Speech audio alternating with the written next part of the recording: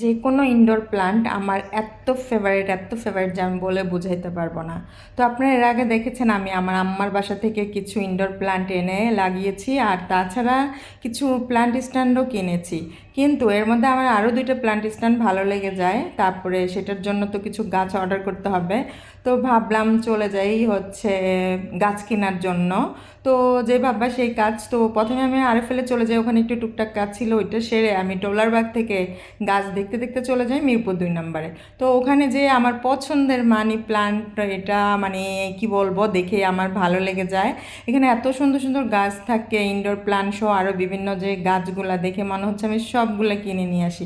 But আমার বারান্দাটা ছোট, ওইরকম বাসার জায়গা নাই, তাই আমি আমার পছন্দের কিছু ইনডোর প্লান্ট কিনে নিয়ে আসি। ইনশাল্লাহ নেক্সট টাইমে আরও কিছু কিনবো আর কি। তো ভাবলাম আপনাদের সাথে শেয়ার করি। এই তো তারপরে কেনাকাটা করে একটু খেয়ে তারপর বাসা চলে আসছি।